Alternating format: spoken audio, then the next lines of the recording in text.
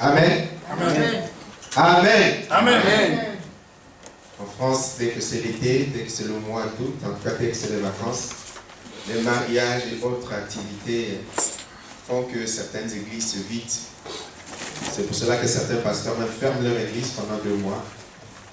Mais nous, on ne fermera pas, même s'il ne reste que 2 personnes. Amen. Amen. Même s'il y a des mariages, même s'il y a des activités, même s'il y a des voyages, même s'il y a des vacances, ceux qui vont partent, ceux qui reviennent, et ceux qui sont sur place sont là. Amen. Amen. Non, on ne fermera pas parce que tout le monde est parti. Il y aura au moins toujours une personne pour louer, pour célébrer Dieu.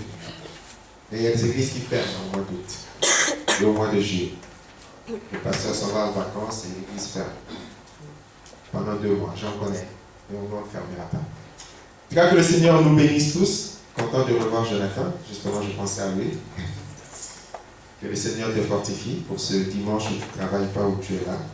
On espère qu'on te reverra régulièrement dès que tu seras en vacances. Alors, je veux partager la parole de Dieu aujourd'hui et je reprêcherai sur le même sujet lorsque tout le monde sera de retour. Mais même s'il n'y avait que 2 personnes, on partage ce qui a été prévu. Amen. Amen. Donc, on va revenir sur ce que nous avons vu vendredi et puis enchaîner sur d'autres points. On a tout le temps aujourd'hui. Donc, on va vraiment nous instruire. Nous allons vraiment nous instruire dans la parole de Dieu. Nous allons ouvrir dans 2 Timothée, chapitre 4, du verset 1 au verset 4. Donc ce matin, nous allons voir que nous devons nous appuyer sur la parole de Dieu. Et nous allons aussi voir que nous avons le droit de juger. Et nous verrons également que nous avons le droit d'écouter le Saint-Esprit pour aller de l'avant. Amen. Amen.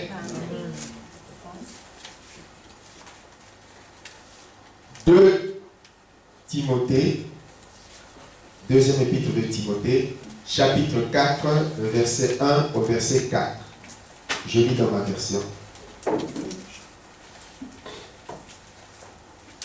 Je t'en conjure, devant Dieu et devant Jésus-Christ qui doit juger les vivants et les morts, et au nom de son apparition et de son royaume, prêche la parole. Insiste en toute occasion, favorable ou non. Amen. Amen. Audrey, le haut-parleur est à l'envers. L'ampli, il est à l'envers.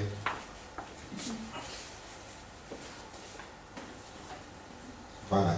Amen. Amen. Donc 2 Timothée, chapitre 4, du verset 1 au verset 4. Je t'en conjure, devant Dieu et devant Jésus-Christ, qui doit juger les vivants et les morts, et au nom de son apparition et de son royaume, prêche la parole. Insiste en toute occasion, favorable ou non, reprend, censure, exhorte avec toute douceur et en excusant. Car il viendra un temps où les hommes ne supporteront pas la saine doctrine, mais ayant la démangeaison d'entendre des choses agréables, ils se donneront une foule de docteurs selon leurs propres désirs et détourneront l'oreille de la vérité et se tourneront vers des fables ou se tourneront vers des histoires à dormir debout. Amen. Amen. Donc le premier point sur lequel nous avions insisté la dernière fois, en tout cas le vendredi, c'est un point important que chaque enfant de Dieu doit réaliser dans sa vie. Parce que très souvent, malheureusement, nous avons l'impression que les chrétiens vivent comme si Dieu n'existait pas. Vous allez me dire, c'est paradoxal, hein? C'est un chrétien, forcément, il sait que Dieu existe. Mais beaucoup de ceux qui se disent chrétiens vivent comme si Dieu n'existait pas. C'est-à-dire qu'ils parlent, qu'ils agissent, ils réagissent comme si Dieu ne les voyait pas, comme si Dieu n'était pas présent, comme si Dieu ne les observait pas. Un peu comme David, dont nous avions parlé il y a quelques dimanches, qui avait fait ce qu'il avait fait contre le mari de Bathsheba, et il nous a dit que Dieu l'observait, et cela avait déplu fortement à l'Éternel. Donc, pour nous rappeler une chose que l'apôtre Paul va rappeler à Timothée, il va le lui dire, je t'en conjure, je te supplie, non pas devant l'Église. Il va lui rappeler un point important et qui est capital pour chacun d'entre nous. Je t'en conjure devant Dieu. Amen. Amen. Nous devons toujours avoir conscience que tout ce que nous faisons, tout ce que nous disons, tout ce que nous pouvons accomplir sur cette terre, nous devons toujours avoir à l'esprit que Dieu nous voit, que Dieu nous entend, que Dieu nous observe et que Dieu nous juge. Amen. Amen. Toujours. Parce que très souvent, les chrétiens se comportent comme si Dieu était aveugle, comme si Dieu ne les voyait pas. Je peux vous certifier que si chaque enfant de Dieu avait toujours en conscience que Dieu est en train de le voir, que Dieu est en train de l'écouter, il y a bien des choses qu'il ne ferait pas. Nous sommes d'accord? Bien des choses qu'il ne ferait pas. Tout juste du fait d'être conscient que Dieu nous voit, que Dieu nous observe. Et il y a quelques dimanches également, j'avais prêché le fait que très souvent les chrétiens ont plus peur du pasteur que de Dieu. Ce qui est un paradoxal, ce qui est un paradoxe. Celui que nous devons craindre avant tout, c'est celui qui nous voit dans le secret. C'est celui qui nous écoute dans le secret. C'est celui qui nous observe dans le secret. Il n'y a rien, dit la Bible, qui ne soit caché devant l'Éternel. Et d'ailleurs, David même va dire, même si j'allais me cacher dans une grotte, tu me verrais. Même là, ton Esprit Saint me trouverait. Donc c'est important, et l'apôtre Paul va le lui rappeler à Timothée. Donc il vivait quelques épreuves par rapport au ministère, par rapport à la fidélité à Dieu. Il va lui rappeler que c'est devant Dieu que je te parle. Comme vous, aujourd'hui, je ne vous parle pas devant les anges seulement. Je ne vous parle pas devant le diable seulement. Avant tout, comme l'apôtre Paul le dira, c'est devant Dieu que je prêche. Et donc, même moi, je dois être conscient que ce que je dis, Dieu est en train d'écouter et j'ai intérêt à ne pas dire n'importe quoi pour lequel Dieu, un jour, va me demander des comptes. Amen. Amen. Donc, si on était conscient de la présence de Dieu de façon permanente, il n'y aurait pas de murmure au milieu de nous. Il n'y aurait pas de calomnie au milieu de nous. On ne ferait pas des complots contre la sœur Léontine au milieu de nous. Par exemple. Amen. C'est un exemple que je prends. Je ne prendrai pas mon temps d'aller voir Papa Blaise pour dire, allez, on va dire du mal de Maman Nelly. Parce que je suis conscient que Dieu m'écoute. Et ce Dieu-là n'aime pas les calomnies, n'aime pas les murmures, il n'aime pas toutes ces choses qui ne sont pas conformes à sa parole. Amen. Amen. Donc nous devons développer la conscience de la présence de Dieu partout où nous sommes. C'est pour cela que la Bible dit que nous aurons à rendre compte à Dieu pour toutes les paroles que nous aurons dites. Amen. Nous devons le développer. Quand on a développé cette présence permanente, cette conscience de la présence permanente de Dieu dans nos vies, on commence alors à vivre dans la crainte de Dieu. On sait que Dieu est là et que je dois obéir à Dieu, que je dois faire attention parce que je suis un enfant de Dieu et que je ne suis pas n'importe qui. Amen. Amen. On réfléchit autrement, on réagit autrement. C'est pour cela que celui qui est conscient de la présence de Dieu ne réagit pas comme celui qui n'est pas conscient de la présence de Dieu dans sa vie. Dieu est dans nos maisons. Amen. Amen. Dieu est dans nos maisons. Donc il y a des choses que je ne peux pas faire à ma femme, qui est ma sœur en Christ, qui est plus que ma femme. C'est ma sœur en Christ. Il y a des choses que je ne peux pas lui faire parce que nous avons le même Père et qui est présent. Amen. Donc nous devons toujours cultiver cette conscience. Il y a des choses que je ne peux pas faire contre mes enfants parce que la Bible me dit que les anges des enfants voient Dieu, rendent compte à Dieu de façon permanente. Et que ce Dieu-là, il aime les enfants. Donc même ça aussi, je suis conscient que Dieu est là. Développons cette conscience de la présence de Dieu dans nos vies. Amen. Amen. Et quand il y aura cette crainte, il y a beaucoup de choses à le voir. Il y a beaucoup de choses qui vont changer. Même parfois le verre que tu n'as pas envie de laisser là depuis très longtemps, quand tu vas commencer à le dire, mon Dieu est là, le Saint-Esprit te convainc, là tu as même la force de ne plus faire un certain nombre de choses. Donc l'apôtre Paul va le lui dire, en ce premier point, parce que c'est le pasteur Timothée, peut-être que même les pasteurs, vous savez, même les pasteurs peuvent perdre la conscience de la présence de Dieu, même dans l'église. Vous le savez ça. Alors, on a tous vécu dans des églises, plus ou moins dans lesquelles nous avons vu des choses bizarres. Le pasteur, il est dans l'église, mais il a perdu la conscience de la présence de Dieu. Et il commence à faire n'importe quoi, à raconter n'importe quoi, à sortir avec les sœurs de l'église, à voler l'argent de l'église, à aller faire des complots avec Papa Joseph pour que l'argent de l'église, ou avec Papa Blaise pour que les offrandes servent à habiller si bellement son épouse comme elle est aujourd'hui. Encore, voilà. Mais on a perdu conscience de la présence de Dieu. Même les serviteurs de Dieu, même les prophètes, nous le verrons une autre fois. prenons conscience de la présence de Dieu dans nos vies.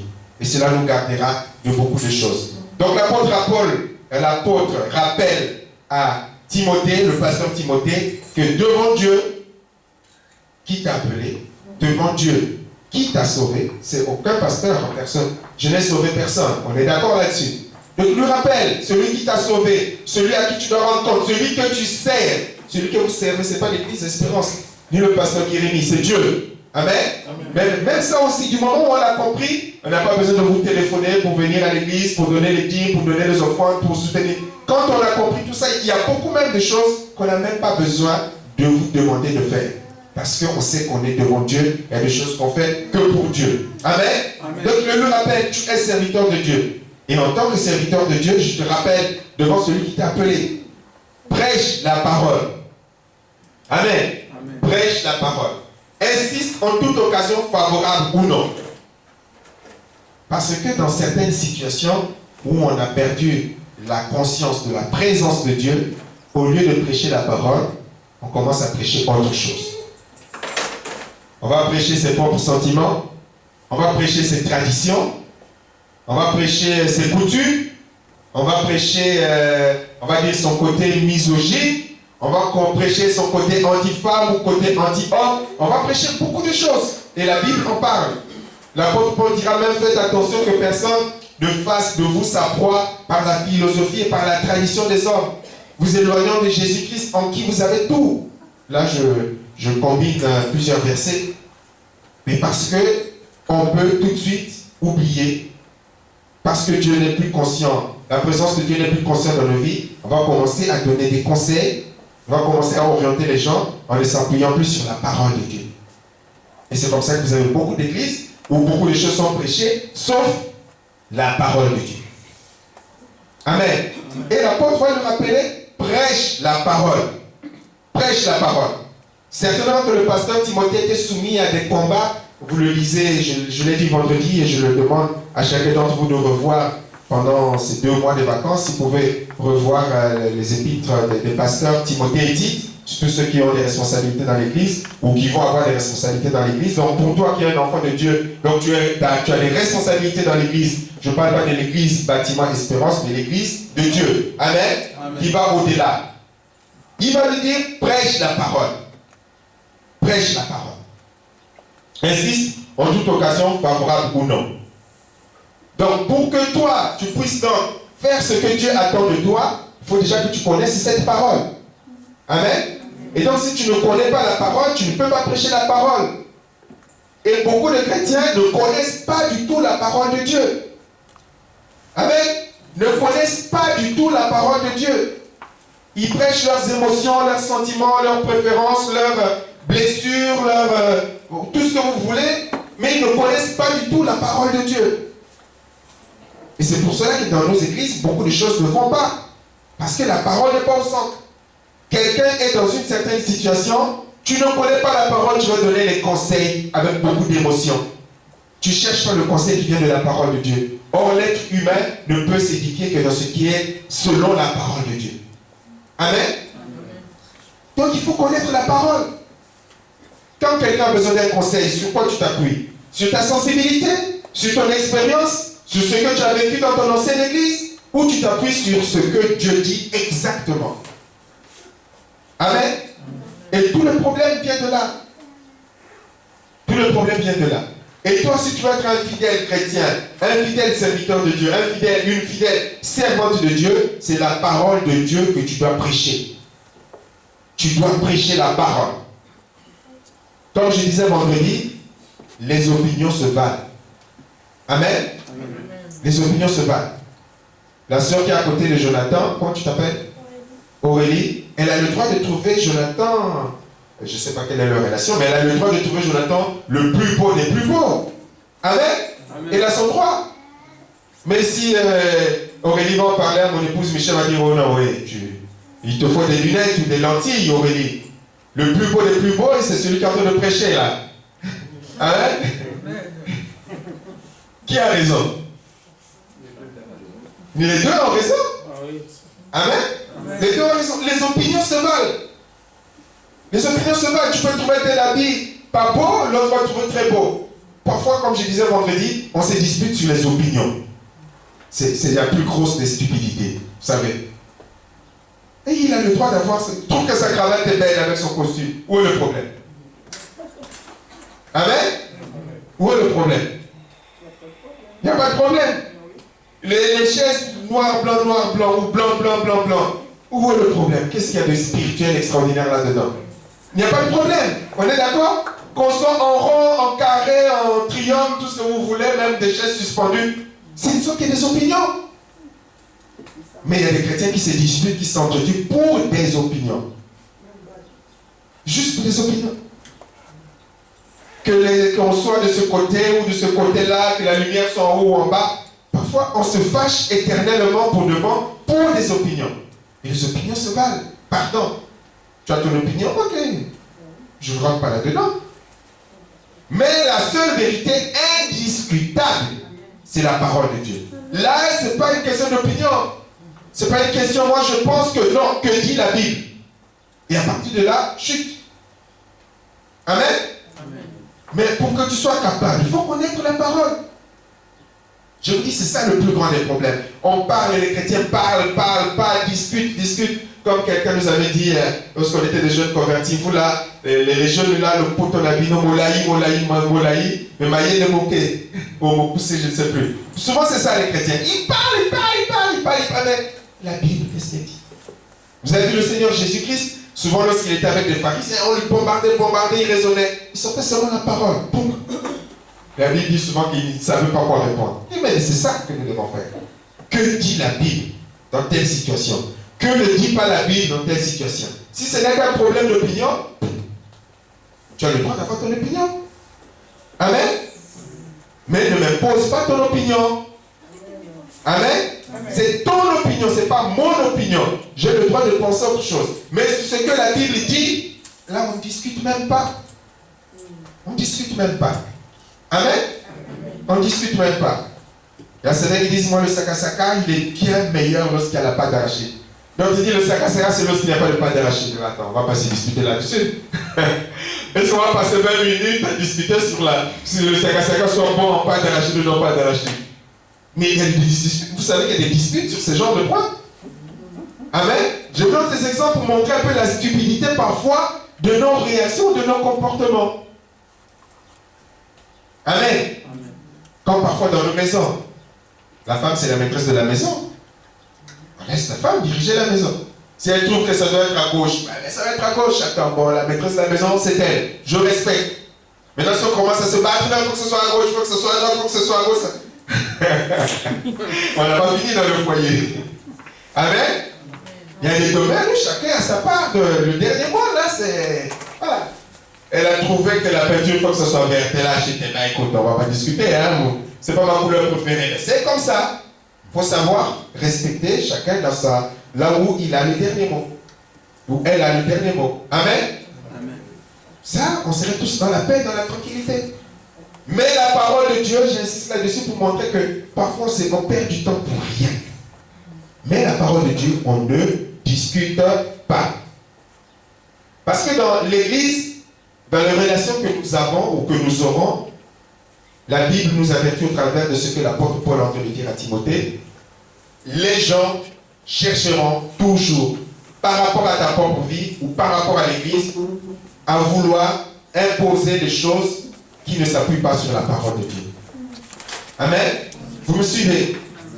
Le danger sera toujours là. Par rapport à toi-même, par rapport à ton foyer, par rapport à l'Église, par rapport à ta relation avec Dieu, la tentation que les gens viennent t'imposer ou te conseiller des choses qui ne sont pas conformes à la parole de Dieu sera toujours là. Et toi, pour répondre, il faut que tu connaisses la parole. Amen. Il faut que tu connaisses la parole. Comme le diable est venu, il a dit à Jésus, il est écrit. Jésus va lui dire, il est aussi écrit. Comme nous allons le voir tout à l'heure. Quand les gens disent, il ne faut pas juger, il faut aussi répondre, il est aussi écrit que je peux juger. Nous allons le voir tout à l'heure. Amen. Donc il faut connaître la parole. Si tu ne connais pas la parole, un verset mal choisi, mal placé, le diable te coupe les pieds. Mais quand tu connais la parole, tu peux répliquer. Amen.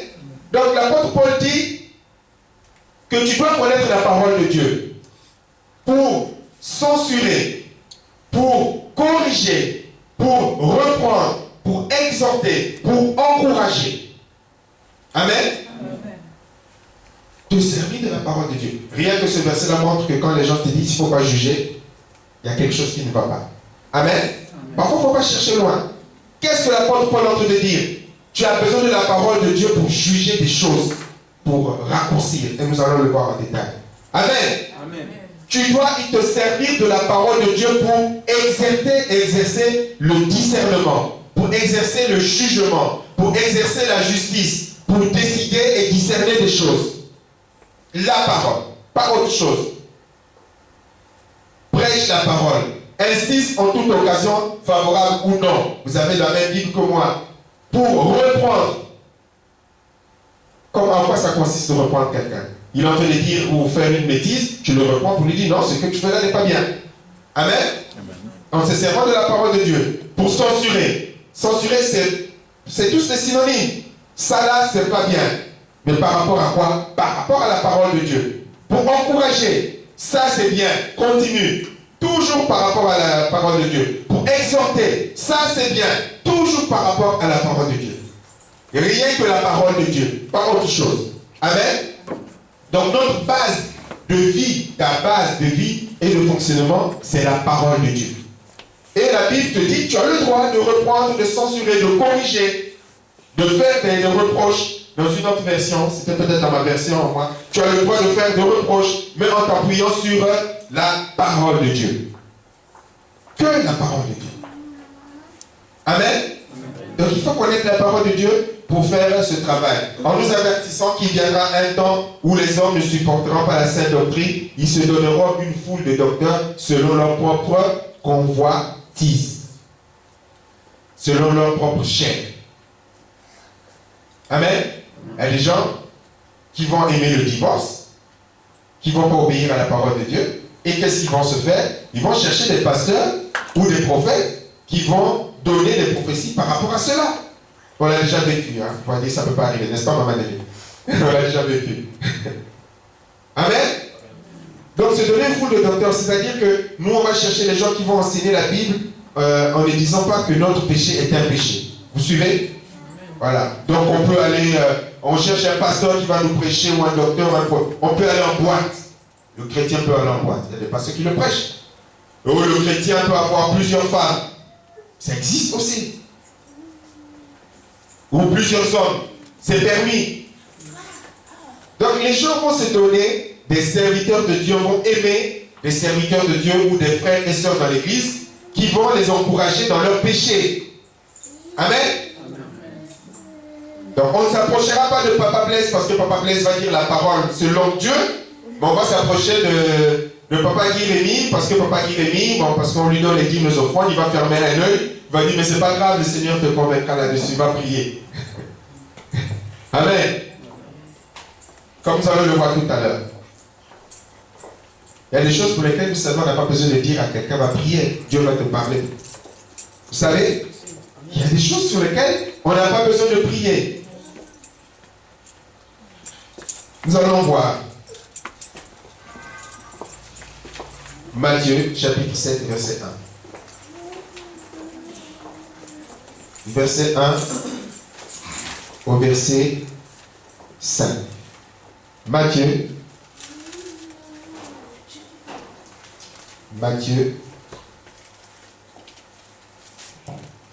quelqu'un veut lire, je prends le micro. Matthieu chapitre 7 du verset 1 au verset 5. Ça je souffre.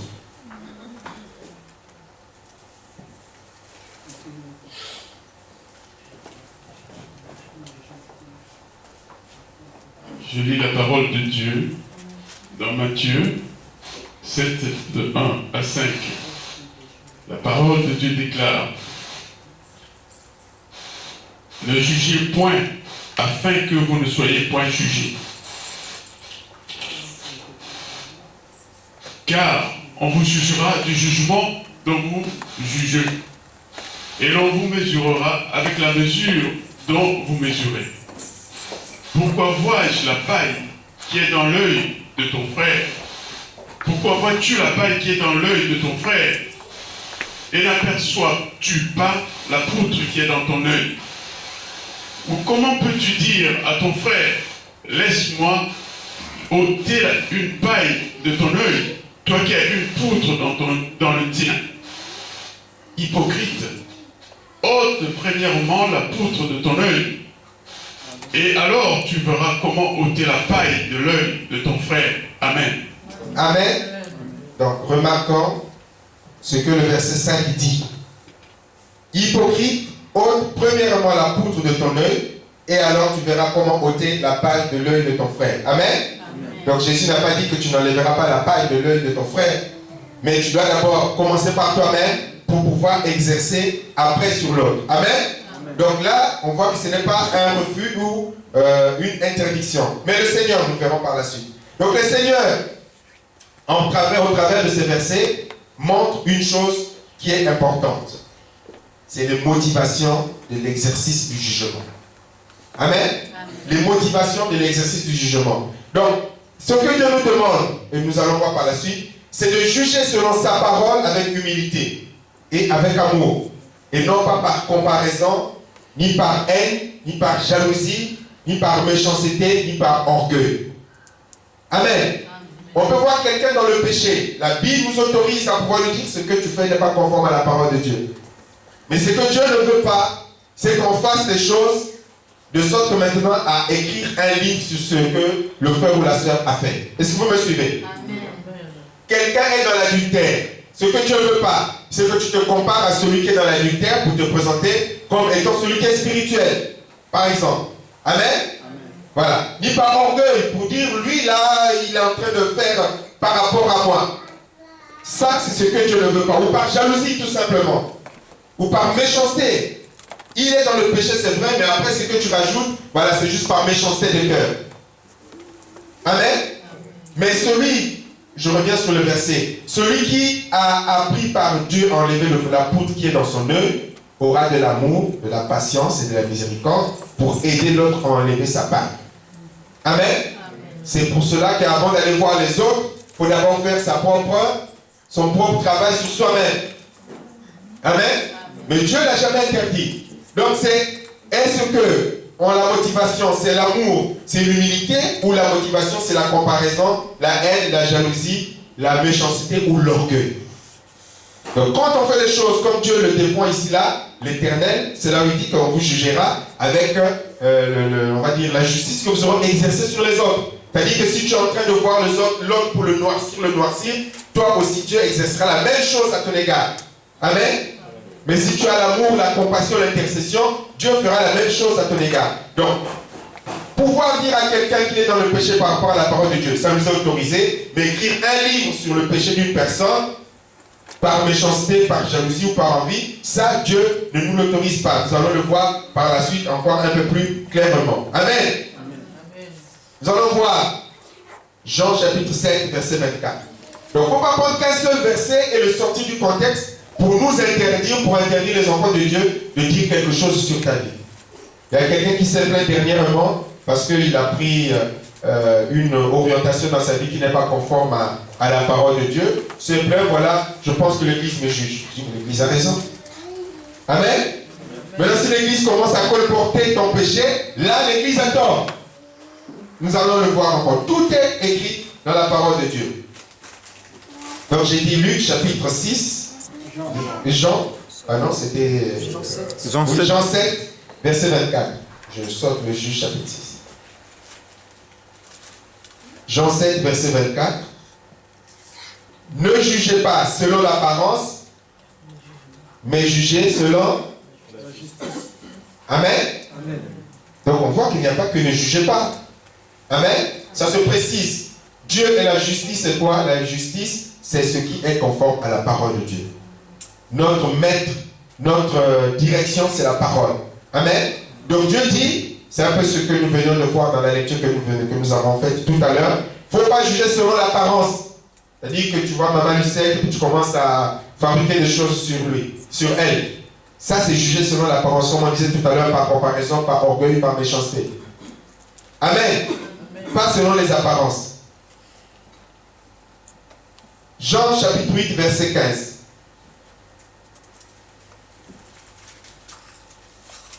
Jean 8, verset 15 et 16. Parce qu'il est même là aussi, j'ai entendu déjà dit, même Dieu lui-même ne juge pas. Si Dieu juge, ça aussi c'est dans la Bible. Si vous pouvez faire des recherches dans la Bible, vous allez le voir dans le Nouveau Testament. C'est écrit. Même Jésus lui-même ne juge pas. Non. Ça, c'est il y a un verset dans lequel Jésus a dit lui-même ne juge personne. Mais c'était dans un contexte donné. Mais dans un autre verset, une autre version, Jésus va bien dire les choses. Jean chapitre 8, à partir du verset 15 et 16. Vous jugez selon la chair. Moi, je ne juge personne. Et si je juge, mon jugement est vrai, car je ne suis pas seul, mais le Père qui m'a envoyé est avec moi. Amen. Donc on voit que Dieu juge. Il y a d'autres versets, je ne pouvais pas tous les mettre là, mais on voit que Dieu juge, que Jésus juge. Mais quand il juge, il ne juge pas comme les hommes. Il ne juge pas selon l'apparence. Il ne juge pas selon la chair. Amen. Mais il juge selon l'inspiration que son Père et Dieu lui donne. Amen. Nous allons le lire aussi dans 1 Corinthiens chapitre 2. 1 Corinthiens chapitre 2. 1 Corinthiens chapitre 2.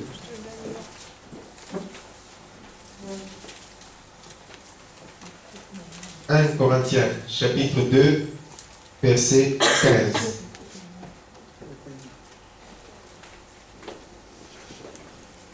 1 Corinthiens chapitre 2, verset 15.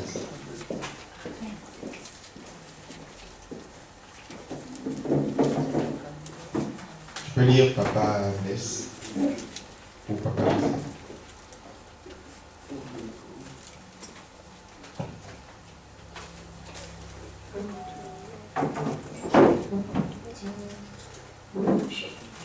2, 15. 1 Corinthiens 2, 15.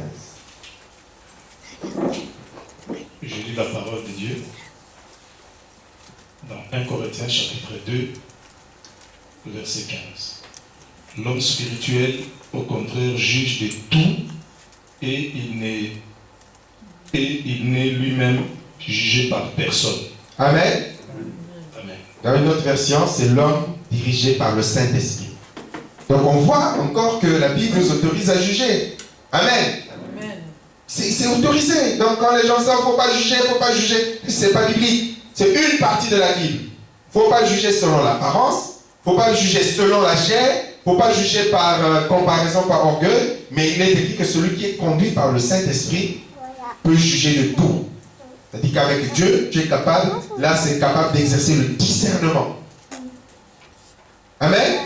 Et comme nous verrons, le Saint-Esprit conduit toujours selon la parole de Dieu. Donc lorsqu'on est conduit par le Saint-Esprit, lorsqu'on est réellement spirituel, on est capable d'exercer un jugement. Pas capable de dire, vas-y, va prier, Dieu va t'éclairer, on ne sait jamais. Non, il est capable d'exercer un jugement. Amen.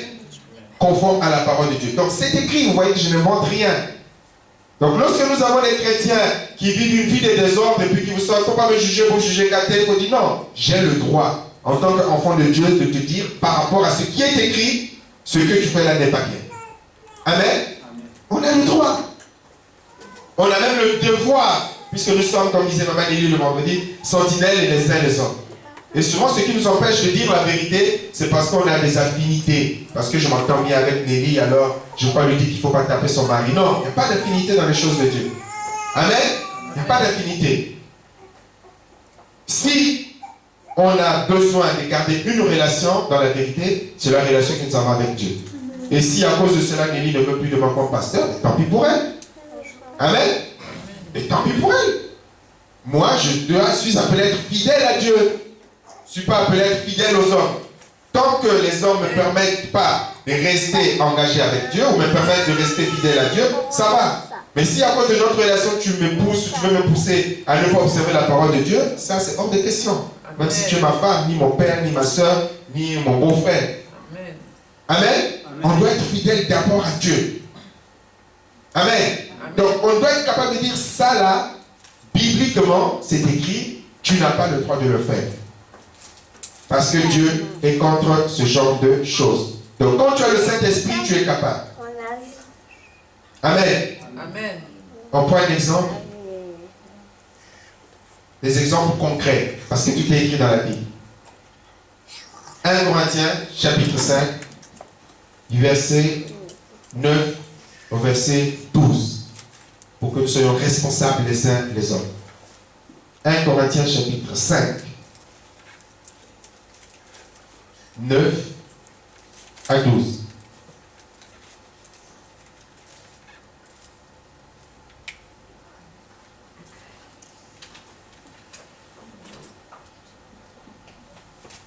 Quelqu'un a trouvé? 1 Corinthiens, chapitre 5, verset 9 à 13. Vas-y, tu as trouvé. 1 Corinthiens, chapitre 5, au verset 9. À combien? 12 à 13. Ah. C'est bien le verset 9. Oui, vas-y. Je vous ai écrit dans ma lettre Écoutons bien et lisons bien. de ne pas avoir des relations avec les impudiques, non pas d'une manière absolue avec les impudiques de ce monde, ou avec les cupides et les ravisseurs, ou avec les idolâtres. Autrement, il vous faudra sortir du monde. Maintenant, ce que je vous ai écrit, c'est de ne pas avoir des relations avec quelqu'un qui, selon mon frère, est impudique, ou cupide, ou idolâtre, ou outragieux, ou ivrogne, ou ravisseur, de ne pas même manger avec lui, avec un tel homme. Qu'ai-je en effet à juger ceux du dehors? N'est-ce pas ceux du dedans que vous avez à juger? Pour ceux du dehors, Dieu les juge. Ôtez les méchants du milieu de vous. Amen. Amen. J'ai rien inventé. Vous avez lu comme moi. C'est écrit. Amen. Amen. Il écrit, l'apôtre Paul aux Corinthiens, qui était devenu une église un peu avec beaucoup de désordre. Il dit, voilà, si quelqu'un se dit chrétien, sort avec toutes les femmes ou tous les hommes qu'il veut, est un soulard, un ivrogne, est quelqu'un qui manque de respect, qui insulte les gens, c'est quelqu'un qui enlève les gens pour les séquestrer, mais en tout cas qui est idolâtre, qui a l'amour de l'argent. Si quelqu'un se dit chrétien, se comporte comme ça, il dit ce genre de personne, il faut prendre des décisions, de ne même pas avoir de relation avec lui. Amen. Amen. C'est écrit. Vous pensez bien que si on exerçait ce genre de choses dans nos églises, il y a peut-être certains qui ne se comporteraient pas comme ils se comportent. Nous, parfois, on sait que l'autre, là, il sort avec d'autres femmes ou avec d'autres hommes, mais on est quand même amis, on n'est même pas capable de lui dire que ce que tu fais n'est pas bien. Et on est l'église, alléluia, amen, nous amène à Bissau. C'est pas normal. Amen. Et la Bible nous demande d'être responsables les uns les autres. Le jour où le pasteur Jérémie se met à faire n'importe quoi, vous avez le droit de ne même plus l'appeler pasteur. Amen. Vous avez le droit. C'est-à-dire, non, il ne faut pas toucher loin de l'éternel. Où est-ce que tu as vu qu'on n'a pas le droit de dire quelque chose au pasteur? Amen. Vous voyez que c'est écrit, l'apôtre Paul va leur dire, mais il y a des gens qui se comportent mal au milieu de vous, il faut l'ôter du milieu de vous. Amen. Sinon l'église ne va pas avancer. Et puis, il y a certains qui sont là, qui hésitent de tomber dans le péché. Si vous ne disciplinez pas celui qui est dans le péché, eh bien, il va faire la même chose. Amen. Parce que certains se battent contre certains péchés. S'ils voient qu'il y a d'autres, ils sont amis avec le pasteur ne dit rien. Mais il va dire que moi aussi, je vais faire pareil. Et un jour, Dieu va me demander des comptes. Donc c'est écrit. Si quelqu'un qui se dit enfant de Dieu est un soulard, il ne faut même pas avoir de relation avec lui. J'ai rien dit, hein. Moi, je dis ce qui est écrit. Amen. Amen. Ah, n'a pas dit le pasteur là-bas a prêché. Non, non, non, c'est pas le pasteur, c'est la Bible qui le dit. Amen. Amen. C'est écrit. S'il est soulard, il ne faut même pas avoir de relation avec lui. S'il aime l'argent, il ne faut même pas avoir de relation avec lui. Amen. Amen. Si c'est quelqu'un qui se comporte mal, insulte les gens, manque de respect, outrageux, impoli comme pas possible, c'est dit chrétien, il ne faut même pas avoir de relation avec lui. Il ne faut pas avoir l'amour diabolique, comme dit ma soeur qui n'est pas là, l'amour diabolique, ou les sentiments diaboliques là pour, voilà, mais quand même, c'est ma soeur en Christ, on ne sait jamais, Dieu va. Non! Il faut être franc avec lui, ou avec elle. Amen. Peut-être que comme ça, la personne reviendra au Seigneur, parce que c'est le but, ce n'est pas pour détruire. Mais là, il y a une différence dans ce que Dieu nous demande. Dieu dit qu'il aime le pécheur, mais il n'aime pas le péché. Amen. Donc, il ne faut pas que non plus ça devienne la haine, voilà. C'est deux choses différentes. Mais il faut être franc avec les gens. Et à certains moments même lui dire, tu ne viens pas de ma maison tant que tu as ce comportement-là. Amen. C'est biblique.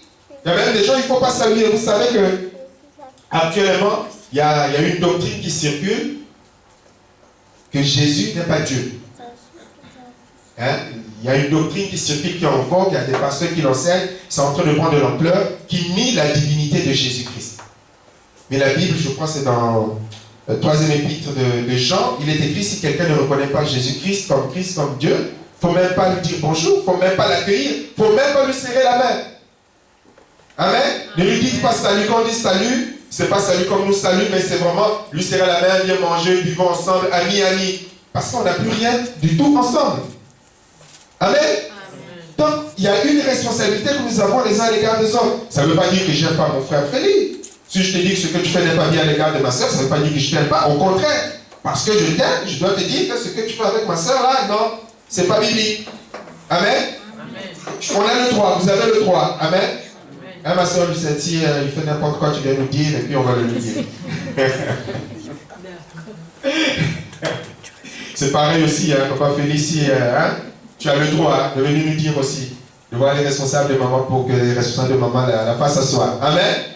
C'est dans les deux sens. Mais en tout cas, dans l'amour fraternel, on a le droit de se dire les vérités les uns les autres pour nous encourager à obéir à la parole de Dieu. Amen. Nous allons voir encore pire. 1 Corinthiens chapitre 5. On reste au chapitre 5 d'ailleurs. Hein. Du verset 1 au verset 5.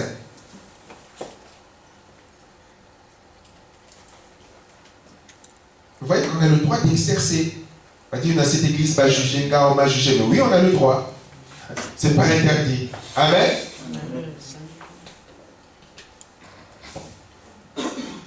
J'ai lu la parole de Dieu. Dans 1 Corinthiens 5, chapitre 1 à 5. On entend dire généralement qu'il y a parmi vous des impudicités et une impudicité telle qu'elle ne se rencontre pas, même chez les païens. C'est au point de l'un de vous à la femme de son père. Et vous êtes enflé d'orgueil. Et vous n'avez pas été plutôt dans l'affliction, afin que celui qui a commis cet acte fût ôté de milieu de vous. Pour moi, absent de corps, mais présent d'esprit, j'ai déjà jugé comme si j'étais présent. Celui qui a commis un tel acte, au nom du Seigneur Jésus-Christ, vous et mon esprit étant ensemble avec la puissance de notre Seigneur Jésus-Christ, qu'un tel homme soit livré à Satan pour la destruction de la chair, afin que l'esprit soit sauvé au jour du Seigneur Jésus. Amen. Amen. C'est écrit, hein? Amen. Amen. C'est écrit. Dans ma version, il est écrit, pour mieux encore comprendre, vous devriez plutôt être plein de tristesse, vous devriez chasser de votre communauté l'homme qui vit de cette façon. Moi, je suis loin de vous, mais je suis près de vous en esprit et bien, j'ai déjà jugé cet homme. Amen. Amen. C'est écrit. Il y avait un tel désordre que l'un sortait avec la femme de son père, certainement la deuxième femme de son père. Et il était là dans l'église, il faisait ce qu'il avait à faire, et puis personne ne réagissait. L'apôtre Paul dit, mais c'est grave. Vous devriez plutôt exercer la discipline, même le chasser. Et plus tard dans la seconde épître, on voit que les Corinthiens vont réagir pour exercer le jugement ou la justice sur cet homme. L'apôtre Paul va leur dire, mais voilà, le bonhomme a pris conscience de son péché, maintenant il faut lui tendre la main. Parce qu'ils étaient bizarres. Ils ne faisaient rien. L'apôtre Paul leur dit, maintenant qu'enfant de Dieu, voilà ce que tu vas faire. Mais là, ils étaient devenus très durs à son égard. L'apôtre Paul dit, non, il faut savoir exercer avec justice. Le bonhomme, il a pris conscience de son péché. L'apôtre Paul a dit, mais non, ne le regardez pas comme un ennemi. Tendez-lui la main comme un frère. Amen. Amen. Et c'est souvent ça qui manque dans nos réactions et dans ce que nous accomplissons. Donc, on a le droit. L'apôtre Paul va dire, je ne suis pas présent physiquement, mais en esprit, je suis présent. J'ai déjà jugé cet homme. C'est écrit ou c'est pas écrit? C'est écrit. Donc, parfois, ne cherchons pas à être, je peux multiplier les exemples dans la Bible. Si vraiment Dieu avait dit, il ne faut jamais juger, jamais, jamais, jamais, jamais, comme je disais vendredi, les épîtres. Donc, après Actes des Apôtres, tu coupes la Bible, le reste là, tu jettes. Parce que dans les épîtres, il n'y a que ça. L'apôtre Paul va écrire, et l'apôtre Paul, que ce soit Jacques, que ce soit Tite, que ce soit Jude, surtout Jude va être très très sévère. Quand vous lisez l'épître de Jude, vous dites, oulala. Pour dire, ben voilà, les comportements que vous avez ne sont pas conformes à la parole de Dieu, d'où les épîtres. Les épîtres sont des lettres qui sont écrites pour dire aux enfants de Dieu, voilà comment vous devez vous comporter, voilà comment vous ne devez pas vous comporter. Donc si Dieu avait dit, ne jamais, jamais, jamais exercer le jugement, cette partie de la Bible n'aurait jamais existé. Amen. Mais Dieu nous demande d'agir avec convenance. Donc, il y a des choses dans lesquelles, dans nos vies, tu n'as pas besoin de dire j'ai besoin que Dieu m'inspire ou que Dieu me révèle ou que Dieu puisse me convaincre. Tu n'as pas besoin, parce que c'est écrit.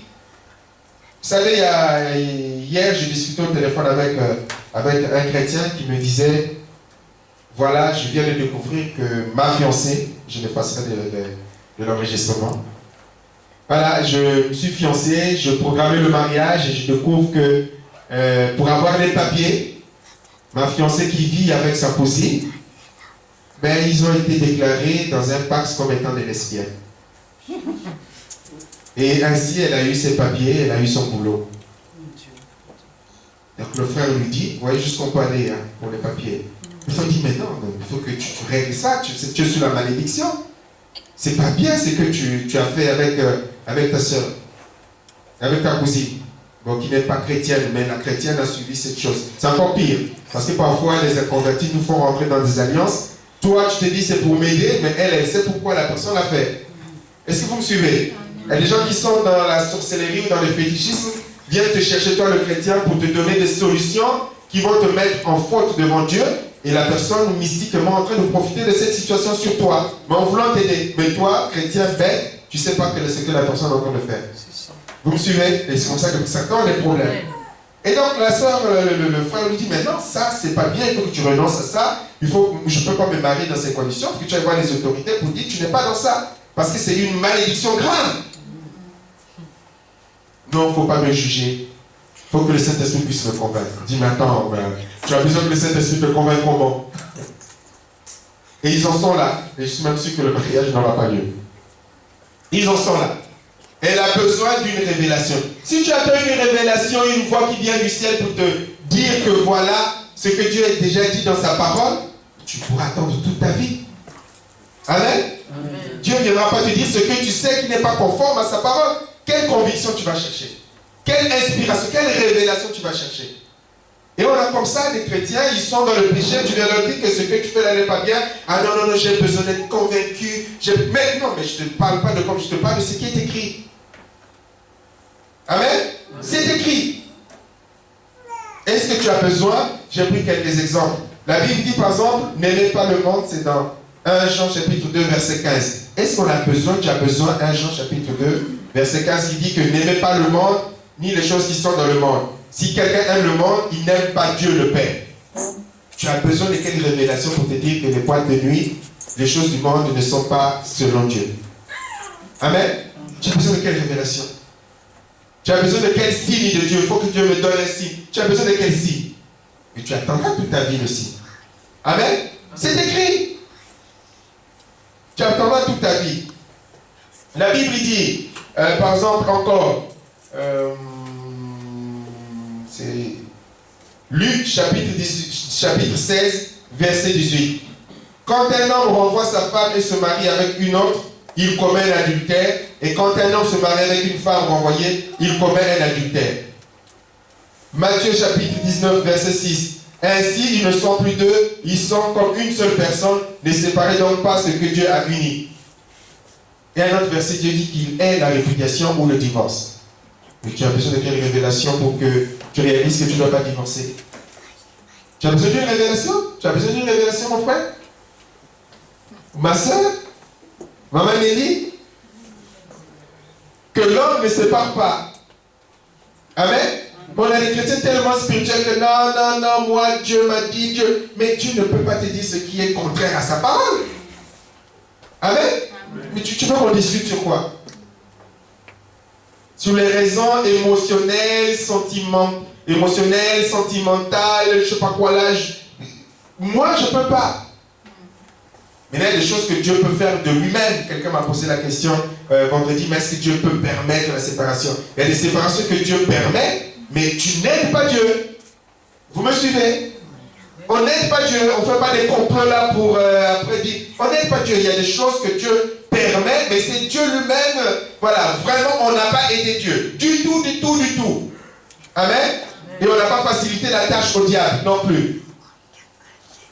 Mais ce qui est écrit est écrit. Ni le pasteur, ni un homme, ni toi-même, tu peux décider de moi-même là, je veux maintenant divorcer. C'est pour ça que la Bible dit que si tu veux divorcer, que tu restes comme ça jusqu'à la mort de l'autre conjoint. Si on applique la Bible, hein.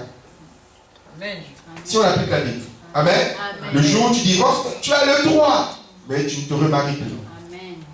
Ok? Amen. C'est écrit. C'est pour cela que j'ai déjà dit ici là qu'il y a des mariages que nous ne célébrerons jamais ici. Que moi, je ne célébrerai jamais ici. Amen. Amen. Mais le jour où je vais le faire, on va dire, moi, je ne vais pas me marier à un tel, ne venez pas me dire, mais non, ne venez pas me voir. Amen. Amen. Parce qu'après, c'est vous là qui venez là, non, mais tu sais, c'est quand même Maman Nelly, c'est notre Maman Mokambi, elle au moins, tu peux faire une exception. Non. Amen. Amen. Si Maman Nelly a tout fait pour briser son foyer, pour ne plus vouloir de son mari, non. Amen. Il faut qu'on soit courageux. Parfois c'est vous là, mais tu sais, c'est quand même papa un tel, c'est quand même maman un tel, mais tu sais, mais tu comprends. Mais non. Amen. Si on applique bien les textes de la Bible. Amen. Donc soyons fermes par rapport à ça, les uns avec les autres. Alléluia. Amen. Donc pas besoin de révélations. Ne cherche pas un signe de Dieu. Seigneur, est-ce que tu veux que je sorte toujours avec Michel? Mais tu finiras par entendre une voix qui dit non, c'est pas ton de Michel. Il y a une sorte plus spirituelle de l'église. Alléluia, amen. Mais ce sont les démons qui vont te parler. Mais là, ça va être les démons qui vont te parler. Mais c'est vrai ce que je vous dis. Hein. Les gens qui ont entendu les démons, tellement tu sais que c'est écrit, tu insistes. Mais tu entendras un démon te parler. Tu entendras le diable te donner des visions. Mais c'est clair, hein? Tu entendras, tu finiras par entendre. Parce que la Bible dit que quand Dieu te retient, après il te laisse. Pour que l'esprit de séduction puisse t'entraîner dans ce que tu veux faire comme convoitise. Et là, tu vas voir la vision. Tu vas voir que Maman Michel a tourné le dos. Et que c'est maintenant une sœur très très spirituelle qui chante bien, qui te tend la main là avec une bague. Tu dis Alléluia, Seigneur, c'est la bonne révélation. Vous savez, on entend de ces choses, les pasteurs, pourquoi tu dis c'est pas possible. Il y a des choses qui ne peuvent et qui ne viendront jamais de Dieu. Amen. Amen. Ouais. Il y a des gens qui passent leur vie avec l'évangile de prospérité. On cherche la richesse, on cherche la richesse, on cherche la richesse. La Bible dit, cherchez d'abord le royaume des cieux et sa justice. Amen. Et le reste vous sera donné. Amen. Amen. Il y a, par exemple, encore un autre verset, je m'arrêterai par là. En effet, verset chapitre 6, verset 14. En effet, si vous pardonnez leurs fautes aux autres, votre Père qui est dans les cieux vous pardonnera aussi. Mais si vous ne pardonnez pas aux autres, votre Père ne vous pardonnera pas non plus vos fautes non plus. Tu as besoin de quel signe pour pardonner à quelqu'un? Amen. Amen. Tu as besoin de quoi? Ah non, moi tant qu'il n'y a pas tel signe, tu as besoin de quelle révélation? Donc il y a des choses sur lesquelles tu n'as pas besoin de révélation quand tu connais la parole. Juste appliquer la parole de Dieu. Tu m'as demandé, point barre. J'obéis, je me soumets. Amen. Amen. J'obéis, je me soumets.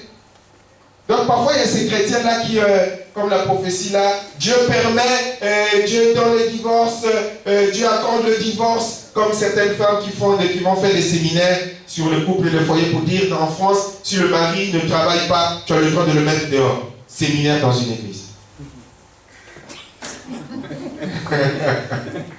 Tu as le droit de le mettre à la porte. Alléluia, amen. Il y a toujours des gens pour dire Alléluia, Amen. Amen. Amen.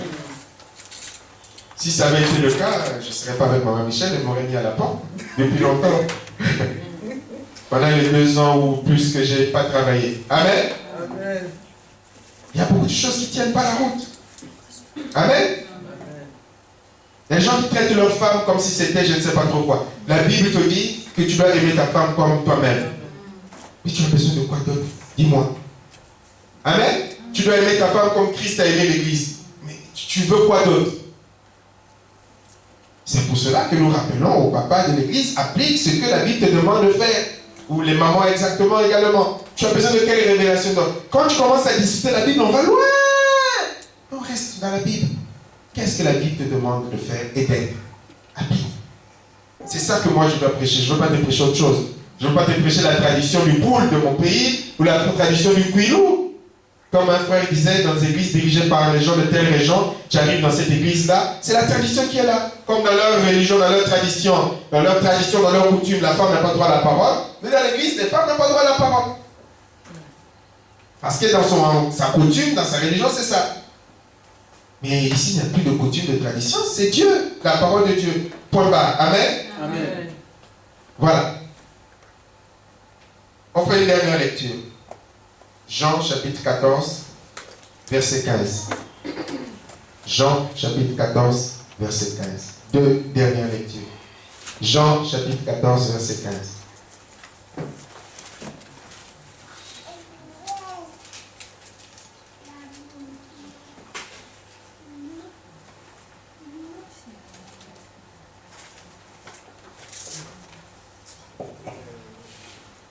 Jean 14, verset 15. Si vous m'aimez, gardez mes commandements. Amen. Amen. Reste debout, ma soeur, puisque tu es là. Ensuite, 22, 24. 22, 24. Jude, non pas l'Iscariote, lui dit, Seigneur, d'où vient que tu te feras connaître à nous et non au monde? Jésus lui répondit, si quelqu'un m'aime, il gardera ma parole, et mon Père l'aimera. Nous viendrons à lui et nous ferons notre demeure chez lui. Celui qui ne m'aime pas ne garde point mes paroles. Et la parole que vous attendez n'est pas de moi, mais du Père qui m'a envoyé. Amen. Amen. C'est ça. Le chrétien doit aimer Dieu. Et si tu aimes Dieu, tu dois observer la parole. Et le Saint-Esprit ne pourra te conduire que selon la parole de Dieu. Amen. Donc les gens qui parlent d'inspiration, de révélation, contraire à la parole de Dieu, je ne perds pas mon temps avec eux. Tu ne dois pas perdre ton temps avec eux. Leur dire non, ce qui doit être ta base, c'est la parole de Dieu. Du moment où tu veux me parler de révélation et de direction ou d'inspiration, contraire à la parole de Dieu, là on n'est plus d'accord. Amen. Là on n'est plus d'accord. Là on n'est plus d'accord. Et c'est pour cela que beaucoup de ceux qui ont commencé avec les dons de Dieu, avec les ministères authentiques, le jour où ils ont commencé à mettre la parole de Dieu de côté pour écouter leur propre convoitise, en mettant cela sur le compte des inspirations du Saint-Esprit, ils ont fini par être catastrophiques dans leur vie. Tous, vous devez même en connaître. Tous. Le jour où tu mets la parole de Dieu de côté, même si tu lis le Saint-Esprit, ça va être la catastrophe générale dans ta vie. Parce que Dieu, le Saint-Esprit, ne te conduira jamais hors de la parole. Hors de la parole. Jamais. Et ceux qui, parce qu'ils étaient inspirés, parce qu'ils avaient des visions, des révélations, des prophéties, n'ont pas observé ce principe élémentaire, mais aujourd'hui, ils le payent dans leur vie. Si vous les avez connus debout, vous les voyez maintenant, tu dis, mais c'est pas possible. Toi qui étais, pourquoi? Parce que tu es sorti de la parole de Dieu. Et le Saint-Esprit ne pourra jamais conduire hors de la parole. Amen. Amen. Avant compris. Et si quelqu'un veut ajouter quelque chose ou une question à poser, comme on a l'occasion de partager. Amen. Vas-y ma soeur. Tu veux un micro? Donnez-lui le micro. On est libre. Hein? Le Seigneur Jésus-Christ n'était pas bloqué par la prédication. Personne ne peut faire ni dire autre chose. Vas-y ma soeur. Je voudrais poser, c'est depuis longtemps, depuis que vous prêchez là, j'avais mis mon petit doigt comme ça, vers la fin. Donc j'allais dire ceci, Parce que vous avez parlé des hommes de Dieu, on ne peut pas juger. Parce que moi, je venais au pays, j'étais dans une église comme ça. Donc, il y avait des pasteurs qui se comportaient, comme vous avez dit, ils étaient mariés, après, ils ont commencé à prendre 2 femmes, tout ça. Jusqu'à ce que l'évangile avait changé. Et après, il disait que la sœur, tu dis que le deuxième bureau, c'est pas bien, mais est-ce que tu as demandé à Dieu? Le pasteur qui est connu au pays. Et jusqu'à ce que, bon, comme nous, on était des intercesseurs, on était assis, on voyait les autres. Et jusqu'à ce que ça continuait. On donnait toujours l'exemple de Moïse, Aaron et Marie. Pour ceux quand ils ont demandé à Moïse, vous n'avez pas dit qu'on ne peut pas se marier de ces gens-là, pourquoi vous avez fait ça? Et Marie avait eu la lèpre, voilà. Donc, on donnait beaucoup d'exemples. Il ne faut pas suivre, sinon, si vous jugez, Dieu va vous frapper. On était resté jusqu'à ce que j'avais quitté l'église que je vous ai dit là. Vous voyez tout ça. Bon, quand vous donnez des versets comme ça fortifie. Donc, je suis fier de ce que je viens d'entendre là. Malgré ils ont fait même la prière pour nous, disons, pour nous maudire quoi. Ces gens-là, ils sont partis à cause de ça. Et quand j'entends ça, je suis trop fier encore. Donc, ça me fortifie encore, donc je vais mettre même à Facebook.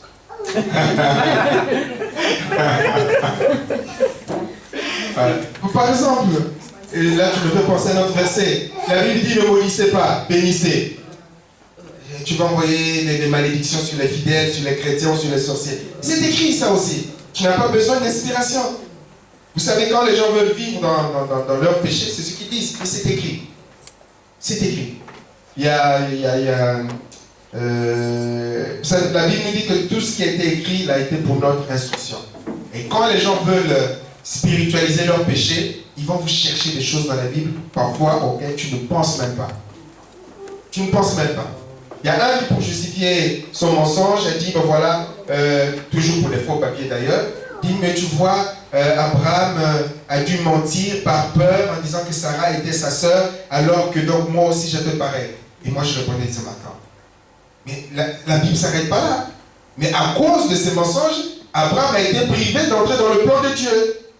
Et toi, tu prends le mauvais exemple pour rester privé du plan de Dieu. Amen. Ça lui a privé longtemps d'entrer dans le plan de Dieu. S'il a attendu 25 ans, c'est parce qu'il cherchait toujours à aider Dieu, à être trompeur, à être menteur. Jusqu'à ce que Dieu est venu lui dire, sois intègre. Même quand il a eu Ismaël, c'est Ismaël. Lorsqu'il a eu Ismaël, Dieu est venu lui dire, marche devant ma face et sois intègre dans le sens où ne va pas en dehors de la parole de Dieu. Et puis tu dois être honnête. Mais jusque-là, tant qu'il était dans des situations comme ça, il était sorti du plan de Dieu. Donc parfois on va chercher des exemples pour justifier son péché. Mais la Bible nous montre que ce qu'Abraham a fait a eu de mauvaises conséquences. Et toi tu vas prendre les mauvais exemples. Tu vas aller où? La Bible ne nous interdit pas. Et là je ferai un enseignement encore là-dessus une autre fois. La Bible demande à tous ceux qui ont des responsabilités d'être des exemples dans la Bible, dans l'Église. Que ce soit Timothée, quand vous allez lire Timothée, que ce soit Tite, que ce soit les serviteurs de Dieu. Il y a des conditions, par exemple, pour être pasteur, même pour être diacre, même pour être enseignant. Mais vous voyez les conditions. Il doit respecter la parole, il doit donner une lecture saine, il doit avoir une seule femme. Rien que ça, le verset qui le dit, que le serviteur de Dieu, celui qui veut être un serviteur de Dieu, doit avoir une mari d'une seule femme. C'est écrit. Mais quelle autre révélation on va chercher? Et à titre, à tous les serviteurs de Dieu, Dieu nous demande d'être des modèles du troupeau. Il faut être exemplaire. Si tu n'es pas exemplaire, tu ne peux pas dire seulement je prêche, et moi je mets ce que je veux, vous écoutez ce que je prêche, moi je fais ce que je veux. Ce n'est pas biblique. Dieu nous autorise pas à manquer de respect aux serviteurs de Dieu. Mais quand ce n'est pas conforme à la Bible, vous avez l'autorisation de venir voir le pasteur Guy Rémy, même Maman Lily, voilà, Papa Blaise, là, Papa Joseph, parce que c'est des serviteurs de Dieu. Nous sommes tous serviteurs de Dieu. Ça, notre comportement par rapport à la parole de Dieu, c'est pas conforme. Alors sortir les versets, Dieu a dit ne touchez pas à mes oins. Non. Quand Dieu l'a dit par exemple à David par rapport à Saül, c'est comme a dit, il ne fallait pas tuer Saül. Il n'avait pas le droit d'exercer le jugement final divin sur Saül. Dieu ne lui avait pas dit de tuer Saül. Ça revenait à Dieu de le faire. Vous n'avez pas le droit de venir me dire, pasteur, ce que tu fais là, ça ne mérite pas, maintenant tu dégages de là comme pasteur. Non. Ça, c'est Dieu qui a le droit de le faire. David est resté à sa place, même si Saül n'avait plus l'onction, mais Saül est resté à sa place. Mais David aussi a continué à évoluer. Et au temps de Dieu, Dieu l'a dégagé. Pour toute chose, il y a un temps où Dieu dégage les gens. Pour toute chose, hein, on en a vu l'expérience. Il y a une église qui n'arrive pas à remonter d'ailleurs à cause de ça. Tôt ou tard, nous on a eu des problèmes avec notre pasteur, hein, le pasteur qui nous a mariés d'ailleurs, qui se comporte. Un ivrogne, il ne pas possible. Mais nous, on s'est rapproché de lui parce qu'on était aussi dans l'intercession. On voulait l'aider, pas lui dire, tu n'as pas le droit d'être pasteur. C'est dit, voilà, tu es notre pasteur, on le reconnaît, on va prier, on va t'aider pour que tu. Mais il a préféré les autres qui lui disaient, allez, on cache, Et on a monté tout un coup pour le chasser, mais maintenant l'église est par terre, de chez par terre. Et aujourd'hui, on a jeune homme appris qu'il s'est séparé de sa femme. Et bon, voilà, après. Tôt ou tard, quand l'intercesseur s'est resté à sa place, tout en disant la vérité, Dieu apportera son jugement, tôt ou tard. Tôt ou tard. Ça, c'est clair et net. C'est déjà fait, là. Bon, voilà. Parce qu'il y a des moments où Dieu ne précipite pas les choses, comme pour David et Saül. David n'était pas prêt. Il fallait que David soit formé. Dieu ne pouvait pas lever Saül comme ça et puis mettre David un petit enfant. En tout cas, pas dans ce contexte-là, même si dans d'autres contextes c'est arrivé. Donc, il y a un temps pour toutes choses. Amen. Amen. Donc, c'est là où il faut savoir, et si Dieu fait les choses, il faut savoir rester à sa place. Tu as le droit de venir me dire que ça ne va pas, mais après, n'écris pas un livre sur ce que j'ai fait de mal. C'est là où, après, parfois les intercesseurs eux-mêmes, toi, pasteur! Ok, tu règles le problème spirituel du pasteur, mais il y a ceux qui sont faibles dans la foi là, tu es en train de les détruire. Amen? Tu es en train de les détruire. Autre intervention ou une question? Voilà. Donc que Dieu nous aide. C'est un devoir que nous avons. Amen? Pour nous entraider les uns les autres. Et quand ça va t'arriver à toi, il faut avoir l'humilité, je reprêcherai là-dessus, pour ceux qui sont absents pour les vacances ou pour les mariages, je reviendrai là-dessus au mois de septembre. C'est notre devoir les uns les autres. Nous encourager à être fidèles à Dieu. Amen? Nous sommes responsables les uns les autres. On ne doit pas dire comme Caïn, suis-je le gardien de mon frère? Amen? Nous devons veiller les uns sur les autres. Si l'un est dans l'erreur, il faut lui parler. Voilà, ça, ce que tu fais là, c'est pas bien. Conformément à la parole de Dieu. Amen. En respectant les différentes procédures. Nous allons nous lever. Je vais demander à Papa Blaise de faire la prière. Levons-nous.